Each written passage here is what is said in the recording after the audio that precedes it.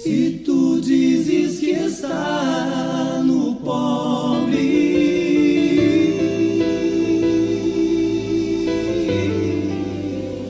eu irei te buscar, Senhor. Direção espiritual no coração de todos que vão ouvir a Nossa Senhora. Ave Maria, cheia de graça, o Senhor é convosco. Bendita sois vós entre as mulheres, bendito é o fruto do vosso ventre, Jesus. Santa Maria, Mãe de Deus, rogai por nós, pecadores, agora e na hora de nossa morte. Amém. Mais uma vez, a liturgia da igreja vem como luz para a nossa caminhada, né? Vem como luz para iluminar os nossos passos diários em direção à vontade de Deus. E é interessante este evangelho de hoje, assim, porque acontece que tanto os discípulos de São João Batista, quanto os discípulos dos fariseus da religião judaica, questionam por que os discípulos de Jesus não agem como eles.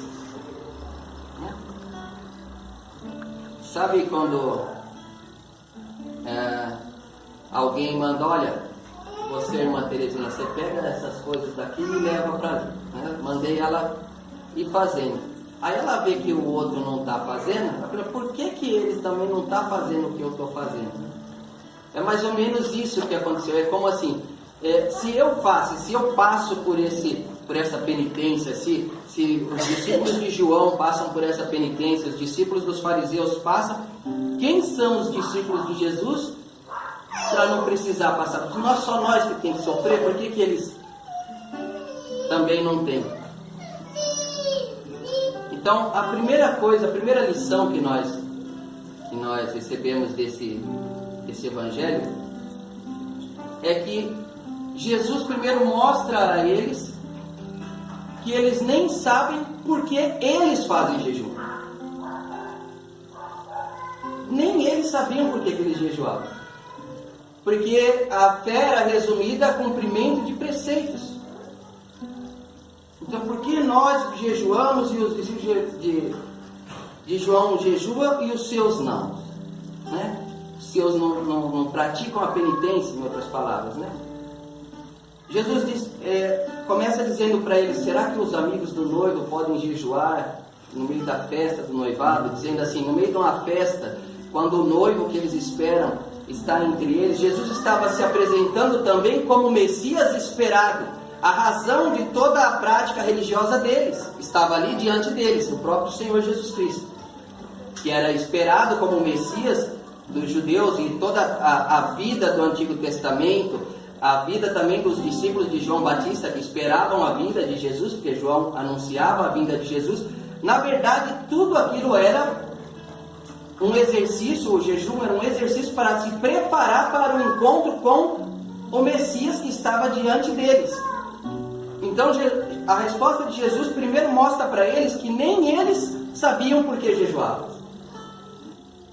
Nem eles tinham ideia. Era uma prática desvinculada de um objetivo. Era apenas um cumprimento de um preceito para o outro que está do meu lado na igreja ver que eu também estou de jejum.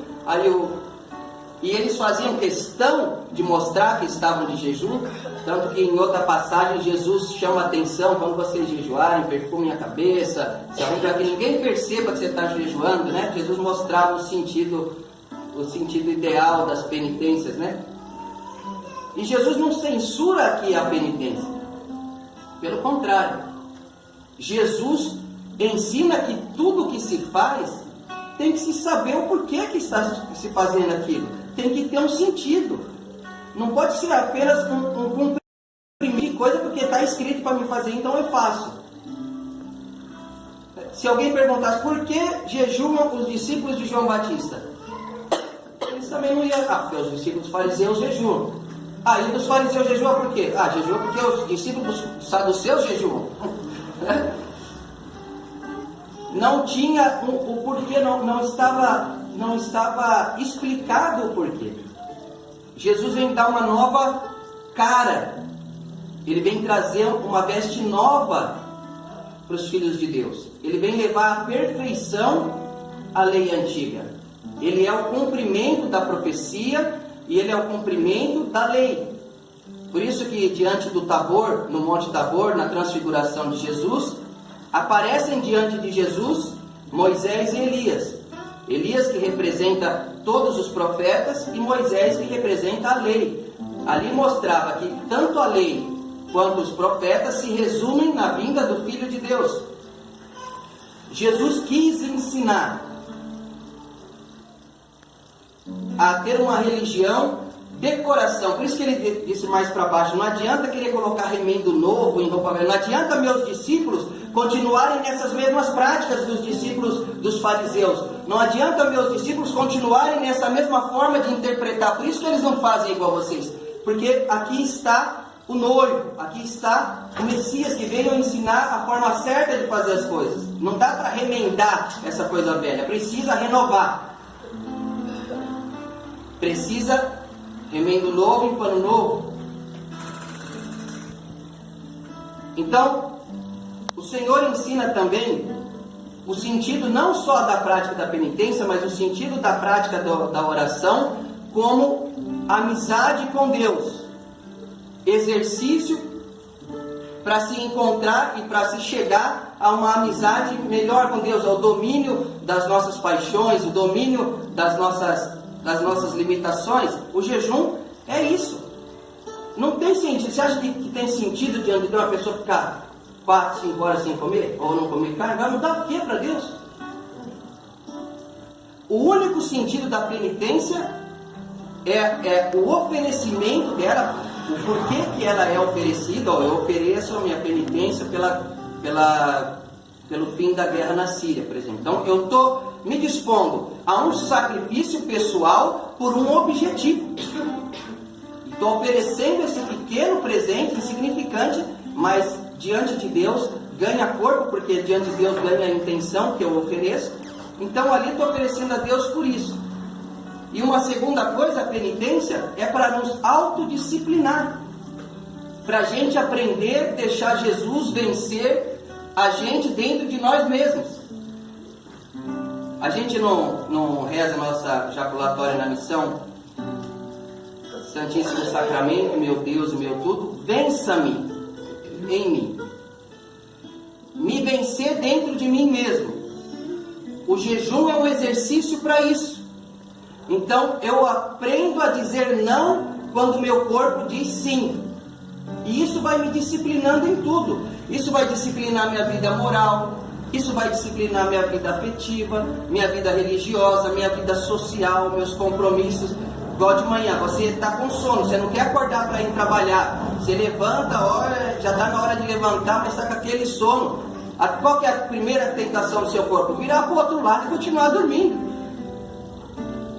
Então você vai se disciplinar. Não, eu tenho responsabilidade, tenho que levantar, tem conta para pagar, tem coisa para fazer, então vamos para lá. Isso são formas também de disciplina. Você vai ensinando o seu corpo a entender que você está no domínio e não ele.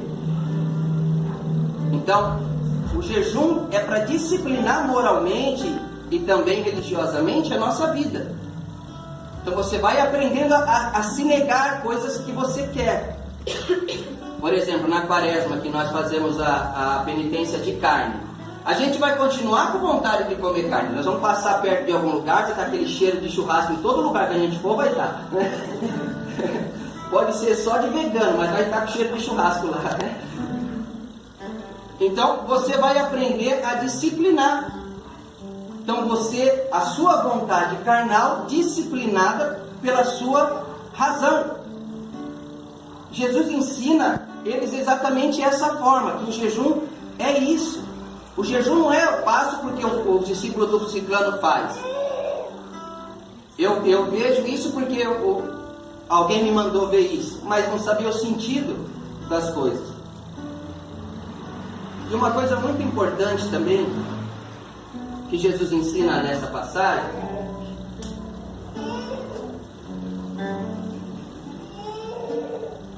não se coloca remendo de pano novo em roupa velha. Isso é um ensinamento fora de moda hoje, né? As pessoas querem adaptar o Evangelho para o seu modo de viver e não adaptar seu modo de viver ao Evangelho, que é bem diferente. Então, eu conheço Jesus, eu estou numa vida errada, por exemplo. O cara que vai para balada, vai para um monte de coisa errada, vive na noite, tudo assim. Então eu conheci Jesus, tive uma experiência com Jesus. E aí eu quero, em vez de eu levar o meu coração para Jesus, quero levar Jesus para aquela minha vida. Não dá, não coabita o bem com o mal, a santidade com o pecado, não dá certo. E a gente vê de bastante isso. A gente vê eventos católicos, inclusive, né, de músicas e coisas que é uma balada. Igualzinho. Por quê? Porque eu quero colocar um remendo novo numa roupa velha minha. Eu quero seguir Jesus, mas eu não quero deixar minha roupa velha, eu não quero deixar os ambientes que eu frequentava, eu não quero deixar aquela vida, porque eu gosto daquilo. Então o que eu faço? Eu quero tentar colocar goela abaixo Jesus naquele meio que eu gostava de ficar. Então não existe conversão. Não dá para seguir Jesus e continuar na vida antiga. Hoje a gente vê muito na moda o atleta de Cristo, o não sei o que de Cristo, balada de Cristo, tudo de Cristo, só que sem Cristo. Eu ouvi um testemunho de um jovem que foi em um desses eventos católicos de festa para jovens, onde se usa aqueles mesma coisa que uma balada, a mesma coisa, só que a única diferença deve ser o preço, que é mais caro que a balada, né? Os eventos católicos são mais caros, deve ser só isso a diferença. Ele dizendo que ele usava droga, era viciado em droga e tinha se convertido a Jesus, tinha deixado a vida de prostituição e de balada, e foi quando ele veio para a igreja, ele é convidado a ir para esse encontro, e ele vai cheio de esperança de lá se encontrar com o Santíssimo Sacramento, de se encontrar com Jesus, e lá ele encontra o mesmo ambiente, ele fala, e ele disse que ele via os jovens ficando, a menina ficando com o cara ali, como se faz uma balada normal. A única diferença era as camisas, escrito Jesus, sabe? E usando, e ele voltou a usar droga depois daquele dia. Aquele primeiro chamado, aquele primeiro encontro com ele, desabou quando ele percebeu isso. Porque ele vem para Jesus achando uma direção nova para a minha vida. Aí eu chego aqui e encontro a mesma vida. Para usar, então melhor usar lá. Isso é querer colocar o Evangelho, adaptar o Evangelho ao mundanismo. É querer colocar as coisas de Jesus, as coisas sagradas, nos lugares onde não são, de uma forma que não são, que não tem fruto. Não tem fruto. Eu não digo de não falar de Jesus e não ir buscar lá sim, mas para trazer para Jesus, não para ir buscar lá para trazer para a balada de cá. Existe um grande risco hoje, assim, em todas as áreas. Eu citei a área da música, mas em todas as áreas. É na vida antiga do futebol, é na vida antiga das artes marciais, é na vida antiga dos namoros sem regra, da internet sem regra, e de tudo que a gente vê hoje. Então, para mim, a consciência ficar limpa e eu continuar fazendo o que eu gosto de fazer e não o que eu tenho que fazer, então eu simulo que Jesus está comigo ali. Eu vi um jogador de futebol, que eu não vou citar o nome, mas eu vi ele falando na televisão, que no grupo do time dele, time profissional, tinha alguns atletas que eram atletas de Cristo, que eles chamam, que é uma comunidade que eles se chamam atletas de Cristo. E ele disse que esse jogador convidava os outros jogadores para as festas na casa dele, tudo assim, e eram festas de orgias, onde se contratavam várias prostitutas e orgia, e era um atleta de Cristo. Então se usa o nome de Cristo para se colocar naquilo no meu passado, mas não renuncia ao passado.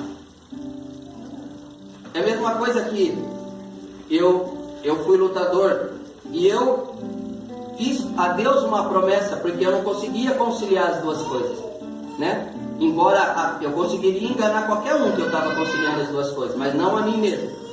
Então, o meu coração, para ser só de Deus, eu ofereci a Deus aquilo. Então, eu cresci em meio de luta, mas eu larguei tudo por Jesus. Entreguei para ele um presente que eu dei para Jesus. Fala, por ti, eu dou isso que é a coisa que eu mais gosto de fazer. Então, eu dou a ti pelo seu reino, né? Não que seja pecado a pessoa lutar, não é questão de pecado. É questão de que o passado fique no passado. Aí deixei para ele. Agora é a mesma coisa se eu pegasse e começasse a montar. Então, como eu gosto de luta e gosto de Jesus, então boto lá em cima do ringue um altar e vamos fazer uma exposição do Santíssimo, depois tem umas lutas e fica tudo em casa, né? Não funciona assim, não se põe coisa nova no que é velho. Não se põe, não dá para se colocar, porque senão se torna pesado. Você vê que Jesus fala, o remendo novo vai rasgar a roupa velha, se torna pesado, insuportável. Se torna insuportável.